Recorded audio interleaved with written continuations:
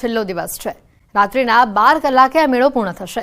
મેળાના 6 દિવસમાં અંબાજીમાં 27 લાખ યાત્રિકોએ માતાજીના દર્શન કર્યા છે। આ મેળાની સાથે અંબાજી પંથકની શૈક્ષણિક સંસ્થાઓમાં મિની વેકેશન પણ પૂર્ણ થશે। શાળાઓમાં આવતીકાલથી શૈક્ષણિક કાર્ય રાબેતા મુજબ શરૂ થશે। અંબાજી મંદિરમાં આવતીકાલથી દર્શન અને આરતીનો સમય પણ રાબેતા મુજબનો રહેશે। સવારની આરતી 7:30 કલાકે થશે અને રાત્રે 9 વાગ્યા સુધી જ મંદિર ખુલ્લું રહેશે।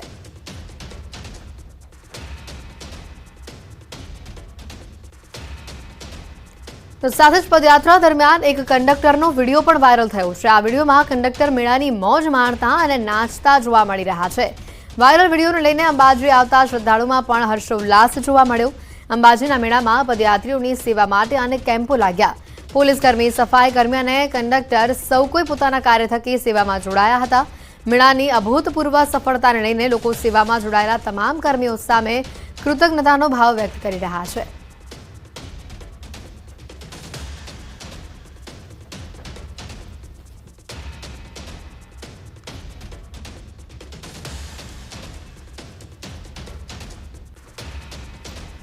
સાથે જ આ દ્રશ્યો પણ સામે આવી રહ્યા છે। અંબાજીથી ગૃહમંત્રી હર્ષ સંઘવી પણ પહોંચ્યા છે અંબાજી ખાતે। આજે ભાદરવી પૂનમના મેળાનો અંતિમ દિવસ છે અને હર્ષ સંઘવી પહોંચ્યા છે હાલ અંબાજી ખાતે અને તેઓનું સ્વાગત પણ કરવામાં આવી રહ્યું છે। ફૂલોની છોડથી તેઓનું સ્વાગત કરવામાં આવી રહ્યું છે। ગબ્બરના ગોખમાં આજે માતાજીના દર્શન માટે પહોંચ્યા છે ગૃહમંત્રી હર્ષ સંઘવી। સીધા દ્રશ્યો આપણે બતાવી રહ્યા છે અંબાજીથી। હાલ ગૃહમંત્રી હર્ષ સંઘવી પહોંચ્યા છે અંબાજી ખાતે। માતાજીના દર્શન કરશે। તેઓનું પણ ફૂલોથી સ્વાગત કરવામાં આવ્યું। મોટી સંખ્યામાં કાર્યકરો પણ તેઓની સાથે જોડાયેલા જોવા મળ્યા। આજે ભાદરવી પૂનમના મેળાનો અંતિમ દિવસ અને અંબાજી ખાતેથી આ દ્રશ્યો આપણે બતાવી રહ્યા છે। ગૃહમંત્રી હર્ષ સંઘવી પહોંચ્યા છે અંબાજી ખાતે।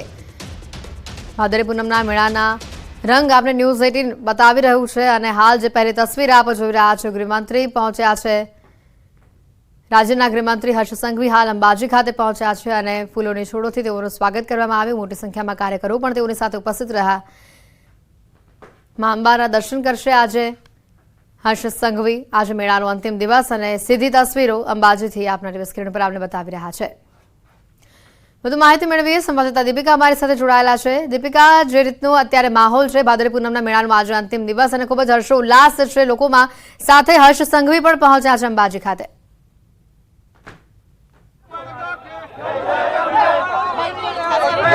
મંત્રી હર્ષ સંઘવી થોડી ક્ષણોની અંદર અંબાજી થોડી ક્ષણોમાં અંબાજી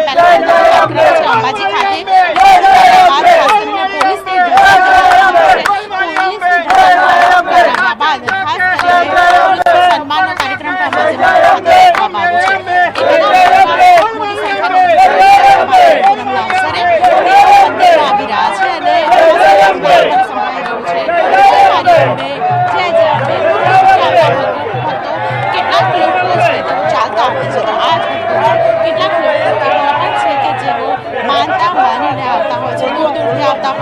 દરેકની જે શ્રદ્ધા હોય છે એવી રીતે તેમની મનોકામના પૂર્ણ થતી હોય છે। બેન, ક્યાંથી આવો છો તમે? અમે પુંજરાથી આવીએ છીએ। બીજાપુર ચાલતા આવ્યા છો? ચાલતા આવ્યા। કેટલા વર્ષથી આવો છો અને શા માટે ચાલતા આવો છો? એવી તો કઈ મનોકામના આપણી પૂર્ણ થઈ છે? હા, આપણી મનોકામના પૂરી કરે એટલા માટે આવીએ છીએ ચાલી। કોઈ મનોકામના પૂર્ણ થઈ છે ખરા? હા, થાય છે। કઈ જે માગીએ બધું શું માંગ્યું તું મા પાસે? કઈ નહીં, બસ આપણે શરીર સારું રહે માટે।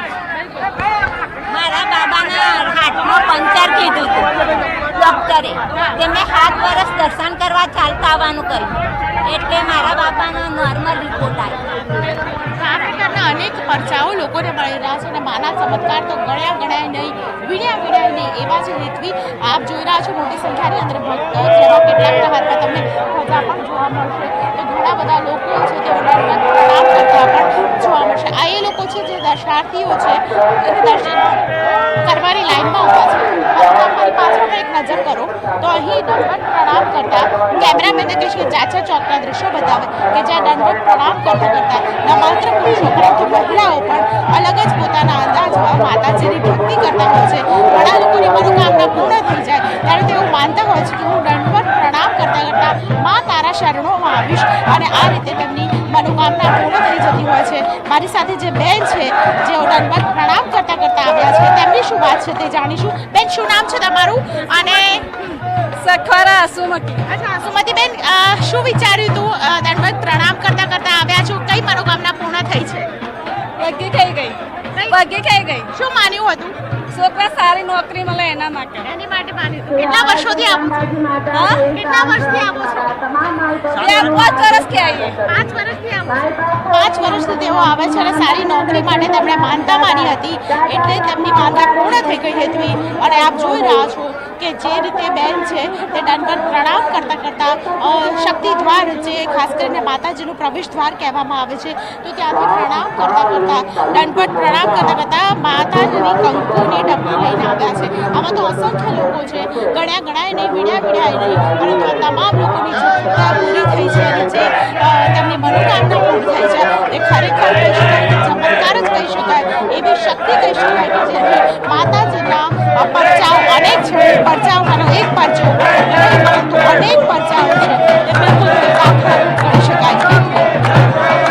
બિલકુલ દીપિકા, જે રીતનું અત્યારે માહોલ છે, આજે અંતિમ દિવસ છે આ મેળાનો અને જે રીતની સંખ્યામાં માઈ ભક્તો આવી રહ્યા છે, આજે પણ સૌથી વધુ માઈ ભક્તો આવે તેવો અંદાજ છે. અત્યાર સુધીમાં તો લાખો ભક્તો આવી જ ચૂક્યા છે માતાજીના દરબારે, પણ આજે પણ રેકોર્ડ બ્રેક લોકો આવશે તેવો અંદાજ છે.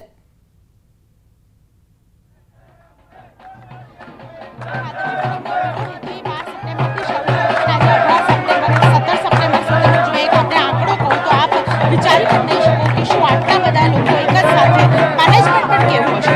26 લાખ લોકો અત્યાર સુધી ખાસ કરીને ભાદરવી પૂનમના મેળામાં આવી ચૂક્યા છે અને 26 લાખ દર્શનાર્થીઓને એક સાથે સાચવવા, આ રીતે સાચવવા ખૂબ જ મોટી વાત છે. આપ જોઈ રહ્યા છો કે હજુ પણ ગણાય નહીં, બહારના લોકો આવી રહ્યા છે. લાખો જનમેદની છે એ મંદિરમાં જોવા મળી રહી છે. અને આ જનમેદની વચ્ચે આપણે એ પણ વાત કહીશ કે જે પ્રકારે અત્યારે મંદિરમાં ભીડ જોવા મળી રહ્યા છે, લગભગ લાખ જેટલા લોકો અત્યારે જ જોવા મળશે.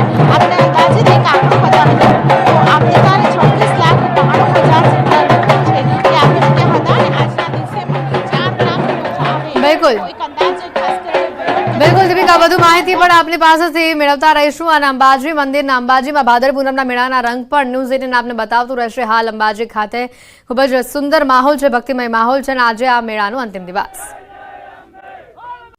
રાજ્યમાં જાણે કે અકસ્માતોની વણઝાર લાગી છે. બેફામ ડ્રાઇવિંગના કારણે લોકો અકસ્માતનો ભોગ બની રહ્યા છે. વડોદરા શહેરના તુલસીધામ 4 રસ્તા પાસે કાર સવારે દંપતીને અડફેટે લીધું. કાર સવાર દારૂના નશામાં હોવાનું અનુમાન છે. કારમાંથી દારૂની બોટલ અને પોલીસની પ્લેટ પણ મળી આવી છે.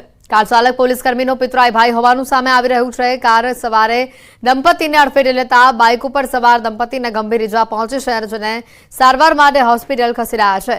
માંજલપુર પોલીસે કાર ચાલકની અટકાયત કરી છે. આ ઉપરાંત કાર ચાલક સામે પ્રોહિબિશન અને ગેરકાયદે પોલીસ પ્લેટ લગાવવાનો ગુનો પણ દાખલ કર્યો છે. વડોદરા હિટ એન્ડ રનમાં મહિલાનું સારવાર દરમિયાન મોત થયું હોવાનું સામે આવ્યું છે. 40 વર્ષીય ગીતાબેન ચૌધરીનું 2 દિવસથી સારવાર બાદ મોત થયું છે. ગત શનિવારે હિટ એન્ડ રનનો બનાવ બન્યો. માંડવીથી પ્રતાપનગર રોડ ઉપર અકસ્માત થયું છે. રાહદારી મહિલાને ટક્કર મારી બાઇક ચાલક ફરાર થયો હતો. ગીતા મંદિરથી જગન્નાથ કોમ્પ્લેક્સ પાસે મહિલા ચાલીને જઈ રહ્યા હતા અને તે સમયે અકસ્માત થયો હતો.